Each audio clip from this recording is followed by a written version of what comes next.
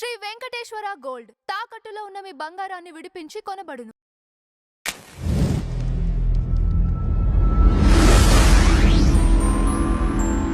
Ma'am నమస్తే. నమస్తే అండి. మ్యామ్, ప్రశ్న రావణ్ పైన దేశద్రోహం కేసు అనేది నమోదైంది మ్యామ్.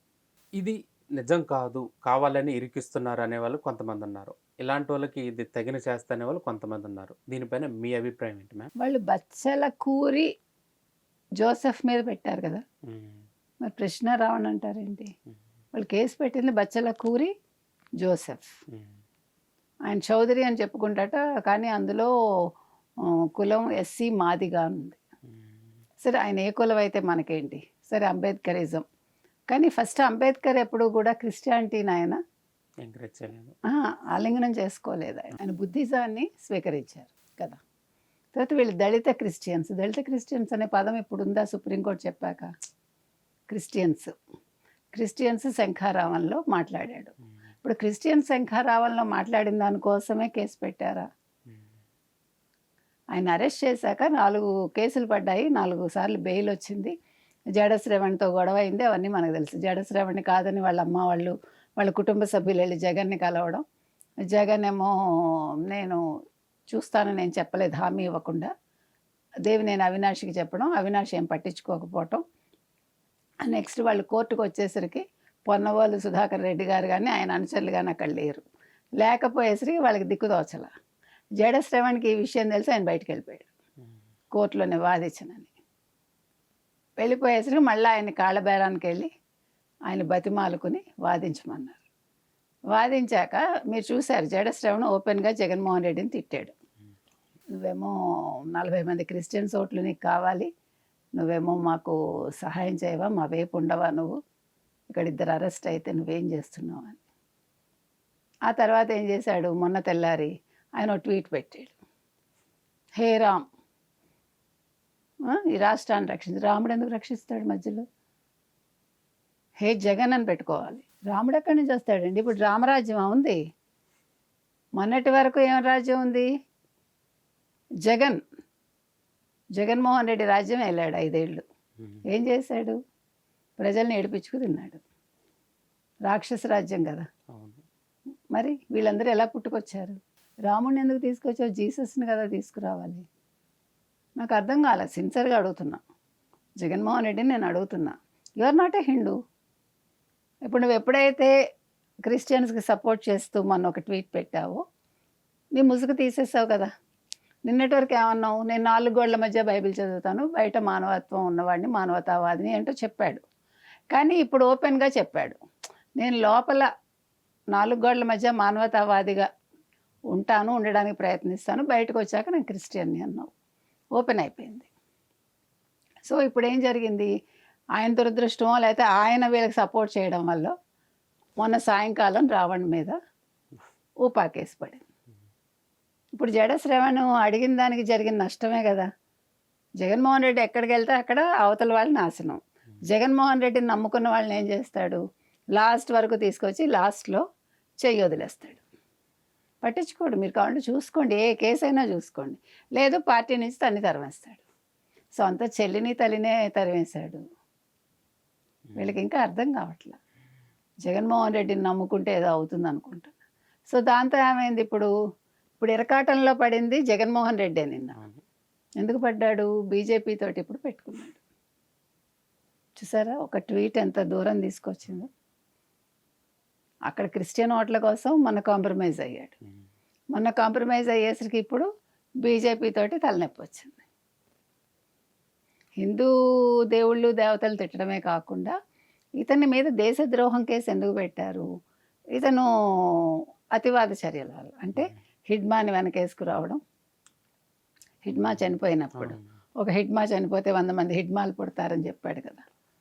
సో ఇలా చాలా విషయాలు ఉన్నాయి కాబట్టి అతని మీద దేశద్రోహం కేసు పడింది. దానికి పవన్ కళ్యాణ్కి సంబంధం లేదు. ప్లస్ ఆయన తిట్టిన తిట్లన్నీ చూసుకోండి ఒకసారి. ఎంత వ్యంగ్యంగా, ఎంత సర్కాజం తోటి ప్రకాష్ రాజ్ మాట్లాడుతున్నాడో 3 రోజులుగా. కోపము, ఆ కసి, మీరు చూసారా వీడియోస్? ఎలా మాట్లాడుతున్నాడంటే కళ్ళు ఇలా విప్పార్చేసి కోపంతో. నటన అంటే నట విశ్వరూపం చూపిస్తున్నాడు ఆయన. జీవితంలో కూడా. అంటే తెర మీదే కాదు, నేను నిజ జీవితంలో కూడా నటిస్తాను. కాబట్టి ఎందుకు మీరందరూ అబద్ధాలు చెప్పుకుంటూ? మీరు క్రిస్టియన్ అయితే క్రిస్టియన్ అని చెప్పండి, తప్పే ఉంది అందులో. మీరు హిందూ అయితే హిందూ అని చెప్పుకోండి. ఇప్పుడు ఆయన సనాతనం అంటే మీకేంటి బాధ? పవన్ కళ్యాణ్ ఇప్పుడు ఎవరైనా దేన్నైనా స్వీకరించవచ్చు. ఇప్పుడు మనిషి పుట్టినప్పుడు ఎలా ఉన్నాడో పెరిగాక అలా ఉంటాడా? బట్టలు మారటంలా, ఆలోచన మారటంలే, అలవాట్లు మారటంలే, జీవితంలో కుటుంబం పెరగట్లే. ఇన్ని మారినప్పుడు మీరు ఒకటి అనుకుంటారు, ఒక వయసులో ఒకటి 20 ఏళ్ల వయసులో వేరు, 18 ఏళ్ళు వచ్చేసరికి మనిషి ఆలోచన 18 ముందు ఒకలా ఉంటుంది, 18 తర్వాత ఒకలా ఉంటుంది, 30 వచ్చేసరికి ఇంకో రకంగా మారుతాం. అనుభవాలు వచ్చాక 30-40 మధ్యలో అంతకుముందు అనుకున్నవన్నీ మనకి ట్రాష్గా అనిపిస్తాయి. అనిపించాక ఏమవుతుంది? ఓహో ఇది కాదు మనం ఇంతకాలం అనుకున్నది అని మనిషి మారుతాడు. ఆ మార్పు ఎప్పుడైతే వచ్చిందో 50 వచ్చేసరికి పరిపక్వత వస్తుంది కొద్దో గొప్ప. అప్పుడు ఏమనుకుంటాడు? ఇవేవి కాదు, మన ఆధ్యాత్మికమే మనకి. ఎప్పుడు వెళ్తున్నారు అందరూ కూడా? అందుకే మనకేం చెప్పారు ఇప్పుడు? అది కామిగాని వాడు మోక్షగామిగాడు అన్నారు. యోగి ఎప్పుడయ్యాడు? వేమన గారు రక్తి అయిపోయాక, అప్పుడు భక్తి అయిపోయాక ముక్తిలోకి వచ్చాడు. ఆయన అన్నీ అనుభవించి మీరు కావాలంటే చూసుకోండి. అంటే ఆధ్యాత్మికతలోకి వచ్చే వాళ్ళందరూ అలా ఉంటారని నేను చెప్పట్లా. మార్పు అనేది వస్తుంది మనిషికి. ఆయన ఇప్పుడు సనాతనం అన్నాడు, మీకేం బాధ? ఇప్పుడు మిమ్మల్ని అనుసరించమని చెప్పాడా? మీరు మా దేవుళ్ళ జోలికి వస్తే తాట తీస్తా అన్నాడు. కరెక్టే కదా. ఇప్పుడు మీరెందుకు అసలు హిందూ దేవుళ్ళ మీద, హిందూ దేవతల మీద ఎందుకు పడతారు? మీకు ఇష్యూసే లేవా? ఇప్పుడు ఎంతమందిని అప్లిఫ్ట్ చేయాలి మీరు? ఎంతమంది మీ దాంట్లో వెనకబడి ఉన్నారు, వాళ్ళ గురించి ఆలోచించాలిగా. తెల్లారి లేచి నేను పవన్ కళ్యాణ్ని తిడతా, తెల్లారి లేచి నేను పవన్ కళ్యాణ్ భార్యలను తిడతా, తెల్లారి లేచి చంద్రబాబు నాయుడిని తిడతా. ఇంత టైం ఎలా దొరుకుతుంది మీకు? అంటే మీకు పని లేదా? ఇంకా వర్క్ చేయరా మీరు? కుటుంబాన్ని ఎలా పోషిస్తున్నారు మీరు? ఇప్పుడు నెలకి ఒక కుటుంబం నడవాలంటే మీరు ఎంత మినిమంలో బతికినా 30-50 వేలు కావాలి. ఇప్పుడు how you are getting your money? నాకు పెద్ద క్వశ్చన్ అండి అది. ఇప్పుడు మీరు ఇంత ఉద్యమాలు పెడతారు, ఇప్పుడు ఒక రౌండ్ టేబుల్ సమావేశం పెడుతున్నారు, ఇన్నేసి గంటలు అంటే ఒక హాఫ్ డే మీరు స్పెండ్ చేయగలుగుతున్నారు. ఇట్లా ఇలాంటి వాళ్ళు తెల్లారు లేచి ఇవే వీడియోల మీద డబ్బులు వస్తున్నాయంటే తిడితే డబ్బులు వచ్చేస్తాయా? ఆ తిండి అరుగుతుందా మనకి? ఇప్పుడు మిమ్మల్ని నేను తిడుతూ నేను డబ్బులు సంపాదించుకున్నాను అనుకోండి, అది నాకు అరుగుతుందా? అంటే నాలో సంథింగ్ రాంగ్ విత్ మీ. నేను అనుకుంటా అట్లా. అంటే వాళ్ళ ఇష్టం అది, నేను దాని గురించి అంటాను. అందుకని అసలు ఎట్లా అసలు ఒక మనం ప్రొడక్టివ్గా టైంను మనం ఉపయోగించుకుంటున్నామని మనం ప్రశ్నించుకుంటే, తెల్లారు లేచాక అయ్యో ఇవాళ ఒక రోజు అయిపోయింది, మనం ఏమీ చేయలేకపోయాం. మొన్న ఎవరో సన్మానం చేస్తాను, నేను అదే అడిగా, దేనికి చేస్తారు? నేనేం సాధించానని. ఏమీ సాధించలే. నేను 10 పుస్తకాలు రాశాను, ఉన్న పుస్తకాలే వేసుకోలేకపోయా డబ్బులు లేక. నిజమండి. What for? సిగ్గుగా అనిపిస్తుంది మనకి తోచినంతలో మనం చిన్న చిన్న సాయాలు చేస్తాం. అంటే నా పరిధిలో నేను ఎంత చేయగలను అంతే చేస్తా.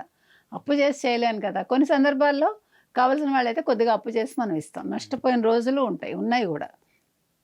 కానీ మనం గొప్పవాళ్ళం కాదు, అది మనం మర్చిపోకూడదు. నాకు ఇన్ని సన్మానాలు అయ్యాయి, అన్ని సన్మానాలు అయ్యాయి లెక్క చెప్పుకోవటానికే. నువ్వు ఇవాళ ఒక ఆకలితో ఉన్న మనిషికి పట్టెడు అన్నం పెడితే నీకు నువ్వు సన్మానం చేసుకున్నట్టే. అది కూడా ఏమీ ఆశించకుండా, అది గుర్తుపెట్టుకోండి. మనస్ఫూర్తిగా నీ తల్లికో నీ బిడ్డకో నువ్వు పెడుతున్నట్టుగా వాళ్ళకి పెట్టగలగాలి మనం. ఇవాళ నేను పెట్టాను, ఇది ఇచ్చాను అని ఫోటోలు పెట్టుకోవటం కాదు. మీరు చూడండి కావాలంటే చాలామంది ఇవాళ ఇవి మేము పంచామండి, ఎందుకు దేనికి ఆ ఫోటోలు? ఎవరికి చూపించుకోవటానికండి. మనం చేసింది మూడో కంటికి తెలియకూడదు. అందుకే కదా కర్ణుడు ఏమంటాడు? బ్రాహ్మడు వస్తాడు, అడిగితే ఎడం చేత్తో ఆ గిన్నె ఇచ్చేస్తాడు, ఆ నూనె రాసుకుంటున్న బంగారు గిన్నె. అదేంటి ఎడం చేత్తో ఇచ్చామంటే, ఎడం చేయి నుంచి కుడి చేయికి వచ్చేలోపు నా ఆలోచన మారచ్చు. That's true. మనం మనుషులం. మన వికారమైన ఆలోచనలు ఉండే మనుషులం నా ఉద్దేశంలో. ఇప్పుడు మీకు ఏదైనా నేను పెట్టాలనుకుంటా, వంటింట్లోకి వెళ్ళాక వీటికి ఇంత అవసరమా పెట్టడం, నాకు కాఫీ ఇచ్చి పంపిద్దాంలే అనుకుంటామా? మనం అంత నీచులం మనుషులం. జంతువులకి మనకి ఉండే తేడా ఏంటంటే మనకి మెదడు ఉంది. ఈ మెదడు మనని ఎంత క్రూరంగా తయారు చేస్తుంది. అవి క్రూర జంతువులైనా అవి ఆకలేసినప్పుడే చంపుతాయి.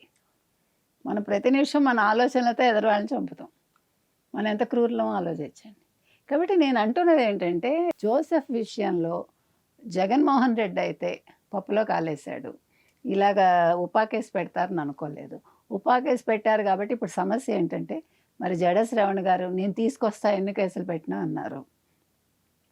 నిన్న కూడా ప్రకాష్ రాజ్ అన్నాడు కదా, నేను వస్తున్నాను అన్నాడు. మరి దేనికి వస్తున్నాడో ఆయన చెప్పాలి.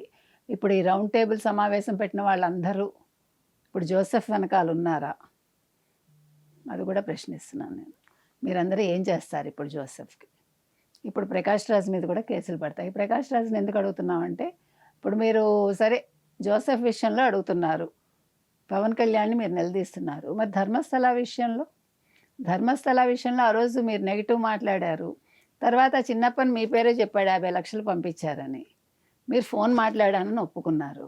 ఒప్పుకున్నాక మరి మీరు దాని మీద క్షమాపణ చెప్పారా? మీరు ఒక డ్యామేజ్ చేశారు. ఇప్పుడు నేను మిమ్మల్ని తిట్టేస్తానండి అజయ్. తిట్టేశాక మీరు మంచివాళ్ళని తెలుస్తుంది నాకు. కరెక్టేను, అజయ్ మంచివాడే అని తెలిసింది అని వదిలేస్తానా? మీకు నేను క్షమాపణ చెప్పాల్సిన బాధ్యత ఉందిగా. మరి ఆయన బాధ్యత ఏది?